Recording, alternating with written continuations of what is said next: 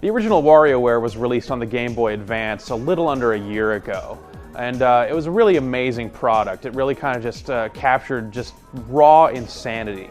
There were over 200 little mini games you'd play for 5 seconds or less, and they were combined together into this mishmash of just complete craziness that you just had to play at faster and faster speeds until you were just playing at a ludicrous speed. The speed and variation between the games really made it unlike anything else on the market, and it was really fantastic. Now Nintendo has released the game in kind of a more multiplayer themed package with WarioWare Inc. Mega Party games.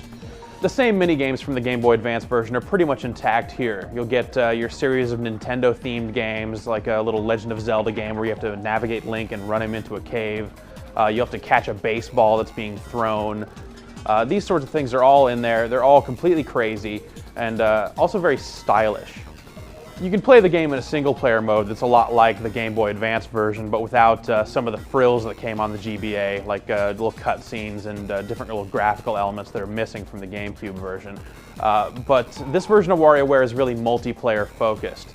It's kind of spun as a party game similar to that of like a Mario Party or something like that. And you'll have different games that kind of act as shells that surround these mini games. So one will be survival. It'll split the screen 4 ways. You'll get 4 little characters doing little disco dances, and a spotlight will shine on one, and then that player will have to complete one mini game. Or sometimes all 4 will have to do it. And basically, you lose lives as you fail the mini games, and the last player standing wins the survival mode. So basically these shells are kind of just a means for you to get to the mini games, but the mini games themselves are already so great that it really just kind of gets in the way in a lot of cases. All of the graphics for the mini games themselves have been recycled straight out of the Game Boy Advance version. I mean, it looks like you're playing the game on a Game Boy player instead of putting in a disc to play it. The game's sound is pretty much identical as well, though some of the music has been enhanced a bit. All the things that wrap around the Game Boy Advance graphics have been improved a great deal, which really kind of makes the Game Boy Advance quality graphics stand out in kind of a negative way. Because when the elevator door is shut from the minigame, you're seeing this really crisp picture of Wario. It's a really nice looking elevator. But then you go back into the minigame and it's like, hey, I'm playing a Game Boy Advance game again. It's kind of a really strange contrast that really stands out more than it should. The manual for WarioWare is written a bit like Wario's diary. Basically, you go from page to page and he'll kind of describe his game. And there's a page that you can color in if you want, and there's also a maze page. But I'd like to read a little bit from the first page where he explains that it's a diary.